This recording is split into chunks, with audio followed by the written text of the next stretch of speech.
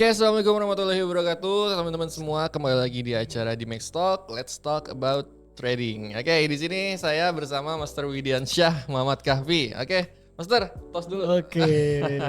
Ini adalah trader milenial, Iya, betul. ya, atau Gen Z. Milenial apa Gen Z? Milenial sih ya. Milenial Kalau ya. Gen Z kan kesini ya. Oke, Gitu kan. kita trader milenial yang kebetulan secara usia kita nggak beda jauh ya, Master ya. Betul sekali. Dan di sini juga kita akan membahas ada beberapa pertanyaan juga, dan untuk materi utama untuk podcast kali ini itu adalah strategi trading jangka panjang versus jangka pendek. Wow, luar biasa. Ini menarik nih. Kenapa? Karena ada beberapa trader di luaran sana yang tersuka trading jangka pendek, dalam artian mungkin scalping, intraday, mungkin ya Master.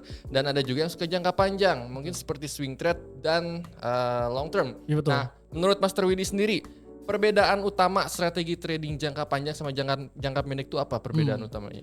Oke, sebenarnya dalam namanya juga udah beda banget gitu ya. Betul sekali.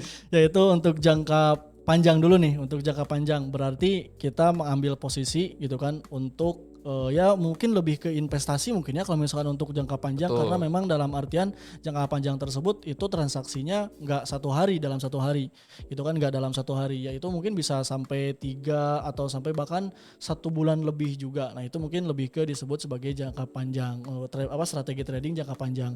Nah biasanya untuk strategi trading jangka panjang ini itu biasanya digunakan di instrumen spot gitu ya, atau di saham biasanya. Kripto juga masuk ya? Di kripto juga masuk, betul kayak gitu. Karena kalau misalnya untuk strategi jangka panjang ini tentunya ya kita lebih ke investasi jangka panjang kayak gitu. Nah kalau misalkan untuk jangka pendek sendiri, nah ini biasanya lebih cocok ke teman-teman trading yang futures gitu kan, yang ada leverage-nya. Salah satunya yaitu ya forex gitu kan, gold, indeks dan lain-lainnya kayak gitu. Itu lebih ke apa ya, lebih bagusnya gitu kan ya untuk jangka pendek. Karena kan kita judulnya juga trading kayak gitu. Kalau trading kan itu jual beli kayak gitu. Nah jual beli biasanya kan dalam satu hari kita udah bisa liquid kayak gitu kan, udah bisa make money istilahnya tuh. Berarti dalam artian kalau misalnya instrumen futures itu lebih cocok untuk jangka pendek ya? Betul, setuju. Tapi bisa nggak sih kalau instrumen futures kita bikin jangka panjang? Bisa juga sebenarnya. Bisa juga? Kayak Oke. gitu. Nah kalau di dimensi ini kan lebih ke forex, gold, sama indeks ya? Betul. Itu bisa dijadiin jangka panjang juga? Bisa banget. Apalagi kalau misalkan di beberapa pair currency gitu ya yang memang mendukung untuk ambil jangka panjang, salah satunya itu di emas juga kayak gitu kan. Itu bisa dibikin jangka panjang, ditambah lagi kan enaknya kalau misalkan di futures itu ada sistem leverage kayak gitu. Jadi bisa kita dongkrak. Betul. Beda halnya dengan yang di saham kayak gitu kan, atau teman-teman yang di kripto itu kan gak ada leverage kayak gitu. Jadi butuh dana lebih banyak ya biasanya kalau di spot trading. Nah itu kalau di sini kan nggak perlu dana banyak-banyak juga udah kita bisa profit gede. Gak gitu. perlu dana banyak tapi cuannya banyak ya. Nah gitu. Oke. Benar. Oke. Nah kalau misalnya kita berbicara fundamental nih ya, nah faktor-faktor apa aja nih dalam artian fundamental yang mempengaruhi untuk trading jangka pendek dan jangka panjangnya? Nah kalau misalkan untuk fundamental biasanya lebih condongnya itu ke jangka panjang malah kayak gitu kan. Salah satunya yaitu misalkan seputar ketenagakerjaan NFP. Itu kan NFP 1 bulan sekali kayak gitu. Lalu ada lagi suku bunga itu bisa triwulan bahkan kayak gitu kan, 3 bulan sekali. Nah itu mungkin lebih ke untuk jangka panjang. Nah sebenarnya ada juga kan yang dailynya atau hariannya, news hariannya bisa dicek mungkin di beberapa situs web gitu kan, untuk kita lihat kalender ekonominya per harinya itu ada. Salah satunya itu misalkan seperti ISM, pokoknya news yang memang harian lah kayak gitu, itu juga ada kayak gitu. Oke, news harian. Kalau news harian tuh kayak apa? Ya, jadi kalau misalnya news harian ya kita mungkin bisa cek ya di berbagai situs web untuk lihat kalender ekonominya, seperti hari ini misalkan jadwal rilis apa nih kayak gitu kan. Atau biasanya ada per minggu juga gitu. Per minggu ada unemployment claim kayak gitu, klaim pengangguran awal itu biasanya per minggu. Nah, itu mungkin untuk lebih ke jangka pendeknya. Oke. Nah, kalau kita ngomongin masih di fundamental ya, Mas ya. Kalau misalnya fundamental yang tidak ada datanya di kalender forex, apakah itu mempengaruhinya untuk jangka panjang atau jangka pendek? Itu berbeda-beda tentunya. Berbeda-beda ya. Berbeda-beda. Mungkin salah satunya itu ada juga buat yang jangka pendek, ada juga buat yang jangka panjang juga. Salah satunya itu mungkin kalau misalnya buat yang jangka panjang itu pas COVID ya, mungkin itu yang COVID paling jangka menonjol. panjang ya? Nah, itu lebih ke jangka panjang kan. Itu enggak satu hari kan. Kayak gitu kan. Itu betul kejadiannya bahkan bisa tahunan kayak gitu kan, dan itu impactnya pun bisa tahunan kayak gitu. Nah, kalau misalkan ada yang jangka pendeknya untuk news gitu kan atau fundamental yang tidak ada di berita, yaitu salah satunya biasanya sentimen kayak market gitu. ya. Nah, sentimen market itu salah satu termasuk mungkin lebih ke untuk jangka pendek bahkan kayak gitu. Karena kan itu dalam artian jangka pendek ya responnya atau reaksinya itu dalam satu sekejap kayak gitu kan. Contoh misalkan jam sekarang nih gitu kan dibikin naik, 1 jam kemudian udah langsung dibikin turun lagi. Nah, itu lebih ke sentimen. Pump and dump ya. Nah, pump and dump disebutnya tuh betul. Oke, kalau perang tuh masuknya kemana tuh? Kalau perang tentunya tergantung perangnya juga ya sebenarnya kayak gitu kan. Beda-beda lagi Beda-beda ya. juga tentunya tergantung ke perangnya juga. Kalau misalkan perang antar negara yang memang sangat penting kayak gitu kan ya, itu pasti jangkanya atau impactnya pasti lama kayak gitu, dan untuk jangka panjang juga kayak gitu. Nah, kalau misalkan perang-perang yang kecil mungkin kayak kemarin aja lah, yang kemarin jatuh tuh gitu ya, contohnya misalkan yang jatuh helikopter Presiden tuh kayak gitu kan, Iran. Presiden Iran. Nah, itu kan dalam sekejap dia naik kayak gitu kan udah diturunin lagi kayak gitu. Oke. Tergantung juga. Oke. Untuk pertanyaan ketiga, sepertinya ini udah dijawab ya. Pertanyaan ketiga itu apa ada aset atau pasar tertentu yang lebih cocok untuk jangka panjang dan jangka pendek, itu udah dibahas ya tadi ya, yang Udah dibahas. spot sama futures ya. Oke, Bang, untuk pertanyaan ketiga kita lewat ya, Master ya. Oke, di sini ada pertanyaan keempat. Apakah ada alat atau metode analisis teknis tertentu yang lebih efektif dalam mendukung strategi trading jangka panjang atau jangka pendek? Oke, nah ini ya kalau misalkan dari strategi atau teknik itu tentunya beda gitu kan, dalam artian strategi jangka panjang itu seperti apa tekniknya, lalu jangka pendek juga itu seperti apa tekniknya. Nah, salah satunya yaitu kalau misalkan kita mau trading jangka panjang itu biasanya kita ambilnya swing kayak gitu kan. Biasanya kita ambil teori atau ambil teknik Dow teori kayak gitu kan ya, tren gitu kan. Lalu bisa kita gunakan time frame besar. Nah, itu salah satunya kita strategi trading untuk jangka panjang kayak gitu. Jadi pakai time frame yang lebih besar itu menunjang untuk strategi lebih ke jangka panjang. Nah, kalau misalkan untuk strategi trading jangka pendek kayak gitu kan ya, kita bisa sebaliknya tentunya gitu kan, kita bisa menggunakan time frame lebih rendah tentunya, yaitu di M15 atau misalkan M30, dan di H1 juga sebenarnya masih bisa kita gunakan untuk trading jangka pendek kayak gitu. Oke, kalau misalnya ada teman-teman trader di luar sana istilahnya yang baru terjun ke dunia trading, masih proses belajar lah istilahnya, itu lebih bagus belajar jangka pendek dulu apa jangka panjang dulu? Nah, kalau misalkan kita milih ya untuk ambil trading jangka pendek atau jangka panjang, dalam artian ini untuk awam ya kayak gitu kan. Awal. Kita ambil tengah-tengahnya. Lebih baiknya kita ambil tengah-tengahnya kayak gitu kan. Jadi nggak terlalu jangka pendek enggak kayak gitu ya. Nggak terlalu jangka panjang juga enggak kayak gitu. Jadi lebih idealnya mungkin harian atau biasanya disebut sebagai intraday. Intraday sebenarnya udah paling enak ya buat pemula yang baru belajar ya. Betul banget. Oke. Nah, nanti kalau misalnya udah ilmunya udah matang, baru mau long term bisa ya, Mas Tri? Betul, mau long term mau scalping ya. Lebih mudah scalping apa long term sih? Sebenarnya sih itu beda-beda ya, tergantung ke orangnya juga. Kalau misalnya orangnya memang sabaran gitu ya, mungkin long term cocok kayak gitu. Nah, mungkin karena saya memang kurang sabaran kayak gitu ya, saya memang lebih condongnya jangka pendek kayak gitu. Lebih jangka pendek kalau Master Widi.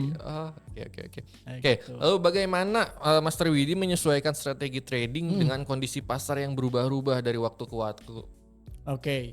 Nah, tentunya ini penting juga ya, kita perlu adaptasi kayak gitu kan. Jadi kita perlu menyesuaikan dengan kondisi market yang sedang terjadi. Salah satunya yaitu contoh aja penggunaan stop loss dan take profit kayak gitu kan. Itu berbeda loh kayak gitu. Ketika marketnya sedang likuiditasnya sedang besar atau range-nya itu sedang besar, tentunya kita perlu menyesuaikan dengan stop loss dan take profit-nya kayak gitu. Jadi jangan sampai pada saat range-nya lagi besar nih kayak gitu kan, stop loss-nya tipis banget, wah itu pasti rentan banget kesentuh stop loss-nya. Itu salah satu menyesuaikan dengan kondisi market yang sedang terjadi. Tentunya ada metode dan teknik yang perlu di adjust lagi kayak gitu kan, perlu dipelajari lagi gitu. Metode ini masih cocok gak dengan kondisi market seperti ini kayak gitu. Salah satunya misalkan marketnya nih lagi sedang ngetren nih sekarang kayak gitu kan. Nah berarti cenderung lebih enak menggunakan metode moving average kayak gitu. Nah kalau misalkan ini marketnya lagi sideways kayak gitu kan. Berarti kita pakai metode support resistance aja udah cukup kayak gitu. Okay. Kalau Master Widi sendiri suka tradingnya di aset apa? Di gold sih lebih enak. Gold ya. Lebih gold enak tuh emang semua orang suka ya. Betul. Lebih cepat gitu kan cuannya. Lebih cepat cuannya. Nah, sekarang kalau gini, kalau misalnya untuk kondisi pasar gold sekarang itu lebih enak buat ambil jangka pendek apa jangka panjang menurut Master Widi? Oke, kalau misalkan untuk kondisi sekarang ya, karena memang di harga sekarang di video ini dibuat gitu ya, itu harga emas di 2.400-an gitu ya. Iya, 2.400 berapa sih lupa lagi. All time high gitu ya. Ya, pokoknya dia bikin all time high terbarunya. 2.400 2.400 sekian lah ya. Oh iya, benar 2.440 sekian. 2.450-an tadi kalau misalnya saya cek tuh. Nah, mungkin untuk sekarang ya, kalau misalnya kita perhatikan, memang belum ada sentimen atau data fundamental yang akan mendorong lebih jauh lagi bergeraknya. Jadi untuk saat ini mungkin di minggu ini memang lebih cenderung enaknya kita ambil jangka pendek dulu. Jangka pendek. Gitu. Iya. Untuk ambil penurunannya apa kenaikan ini? Dua-duanya kita bisa manfaatin gitu. Karena memang range-nya juga memang lagi agak gede kayak gitu. Jadi kita bisa manfaatin tuh. Gitu. Nah kalau misalkan untuk jangka panjang bisa juga kayak gitu kan. Tapi tentunya kita perlu perhatikan beberapa aspek, salah satunya fundamentalnya. Karena memang untuk di tahun ini itu banyak banget gitu kan isu-isu geopolitik. Salah satunya itu perang kayak gitu kan. Perang dunia ketiga itu mungkin bisa terjadi gitu, atau yang lainnya suku bunga, terkait pemangkasan suku bunga kayak gitu, itu perlu diperhatikan juga. Lalu nanti akan menghadapi presiden election di Amerika. Nah itu pasti sangat berpengaruh juga terhadap emas. Tentunya kalau misalkan untuk lebih ke jangka panjangnya gitu kan, saya mau ambil untuk sell-nya malah, tapi mungkin nanti kayak gitu. Tunggu momen yang paling bagus. Tunggu momen yang paling bagus. Oke. Ini anggap saya orang awam ya Mas Tri. Kemarin kan saya lihat berita yang presiden Iran itu jatuh dari helikopter ya. Benar. Ngaruh nggak sih ke market gold? Ngaruh banget. Ngaruhnya gimana? Ngaruh banget. Alur ceritanya gimana bisa ngaruh gitu? Nah, kenapa market bereaksi gitu ya pada saat ada berita jatuhnya helikopter presiden Iran kayak gitu kan, karena memang dari negara Iran tersebut itu kan sedang ada konflik dengan negara Israel kayak gitu ya. Negara Israel sendiri kayak gitu kan tentunya yang membiayain semuanya ya, kalau misalkan kita berbicara jauhnya ya gitu kan, yang membiayai perang dan lain sebagainya, yang mendukungnya lah kayak gitu kan, yang support sistemnya itu Amerika, betul. Nah itu pastinya sangat berpengaruh juga terhadap ekonomi di Amerika kayak gitu. Ketika nanti misalkan ternyata mungkin sekarang masih isu ya, sekarang masih isu jadi helikopter tersebut mungkin bisa saja gitu kan ada suatu golongan kayak gitu kan, atau ada agen rahasia kayak gitu kan dari pihak Israel itu kan yang sengaja menjatuhkan presiden Iran tersebut kayak gitu. Nah itu kan dapat memicu perang dunia ketiga kayak gitu. Jadi ngaruhnya untuk nilai mata uang USD itu menguat apa melemah? Nah kalau misalkan kalau misalkan memang perang terjadi gitu ya, kalau misalkan memang perang terjadi, sebenarnya mungkin dua-duanya bisa menjadi aset safe haven, tapi tentunya yang paling diperhatikan yaitu pasti para pelaku pasar itu ambil posisi buy di gold. Betul. Jadi membeli emas kayak gitu Cari aman mungkin ya. Betul. Jadi pasti banyak beli emas. Betul. Jadi harganya untuk XAUUSD pasti naik. Itu tentunya. Range-nya makin tinggi lagi dong ya? Bisa jadi makin lebih tinggi lagi. Karena memang untuk tahun ini mungkin bisa diprediksi 2.500 it's real. Itu bisa 2.500 bisa ngejar 2.500. Buy dari sekarang. jangan dulu. Iya, Jangan. Karena udah lumayan tinggi banget kayak Iya gitu. sih, udah all time high ya. Iya, udah all time high baru. Oke, ngomongin karakteristik pair yang berubah-ubah ya Mas ya. Saya masih ingat banget tuh tahun 2019. Bener. Gold itu masih di 1.300. Benar, Sekarang benar. udah berapa tuh? 2.400. 2.400. Wah, naiknya ngeri. udah tinggi banget, dan range harian gold saat itu pun gak gede. Bener. Nah, kalau sekarang range harian gold berapa sih? Wah, range harian gold mungkin sekarang ya normalnya ya. Normalnya itu rata-rata biasanya 13 sampai 25 lah paling tinggi itu. 25 poin. poin. 25 poin. Tapi kalau misalnya lagi ekstrimnya itu bisa ratusan loh. Ratusan poin ya. Ratusan poin pernah terjadi dalam satu hari. Kayak gitu di gold. Itu mungkin lagi ya ekstrimnya gold kayak gitu. Iya. Semoga ketika ada pergerakan ekstrim dari gold sesuai dengan arah transaksi kita ya. Bener, amin banget. Itu pasti kita jackpot lah istilahnya itu ya. Jackpot, aduh, udah kayak slot. Oke. Pertanyaan terakhir, Master. Apa tuh? Apakah ada tips atau saran khusus yang Master Widi miliki untuk trader yang ingin memulai dengan salah satu dari kedua strategi tersebut? Oke, mungkin untuk tips buat temen-temen ya yang mau milih salah satu metode yang dua tadi gitu kan. Sebenarnya ini biasanya sering gue tok-tokan kayak gitu kan. Wah ini apa trading jangka panjang lebih baik. Wah enggak ternyata trading jangka pendek lebih baik. Tentunya semuanya pun itu baik kayak gitu kan. Tentunya tergantung ke teman-teman tradingnya masing-masing yang cocoknya di mana. Karena terkadang kalau misalkan kita ngambilnya strategi buat jangka pendek kayak gitu kan, karena memang kitanya sibuk kayak gitu ya, bukan benar-benar full time trader kayak gitu kan, pasti nggak akan cocok kayak gitu. Nah mungkin teman-teman bisa lebih memilih untuk ambil tradingnya jangka panjang kayak gitu. Mungkin buat teman-teman yang sibuk tuh kayak gitu. Nah kalau misalnya buat teman-teman yang memang ada luang waktu lebih kayak gitu kan, ya tentunya mungkin bisa saya rekomendasikan untuk lebih ke tradingnya jangka pendek atau paling harian idealnya. Sebenarnya gitu. balik lagi ke cocok-cocokan ya. Betul kayak gitu kan. Jadi sebenarnya kan trading itu gitu ya fleksibel kayak gitu. Jadi sebenarnya nggak ada alasan buat teman-teman yang bilang bahwasannya saya sibuk kayak gitu kan, saya nggak bisa trading, saya sibuk. Enggak, karena trading itu bisa dilakukan 24 jam, bisa dilakukan di mana saja, strategi tradingnya pun bisa kita sesuaikan. Oke. Nah yang saya tahu kan di DMAX itu kan sinyalnya intraday ya. Ada Harian, yang intraday, ada scalping mungkin ya. Betul, Nah betul. seandainya nih ada teman-teman trader di luar sana yang pengen belajar di DMAX tapi pengennya swing trade atau long term, bisa nggak? Bisa banget. Sama Master Widi bisa nggak? Boleh banget. Bisa. Tapi Bisa. katanya nggak sabaran. Nah itu tentunya sebenarnya saya biasanya juga suka ngarahin juga, ini nih kalau misalkan analisa ya, kalau misalkan analisa itu biasanya saya analisa juga lebih ke jangka panjangnya seperti apa kayak gitu kan, gambaran besarnya.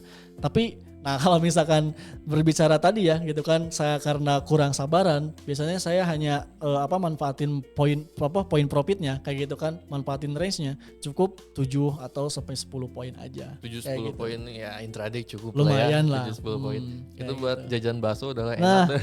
buat jajan bakso. Kalau jangka panjang Master, ibaratkan nih ya, kita itu bagusnya pakai lot besar atau lot kecil. Karena kan transaksi ibaratnya cuma satu kali, kita bisa hold sampai mingguan atau bulanan ya. Betul. Mending lot kecil apa lot gede sekalian?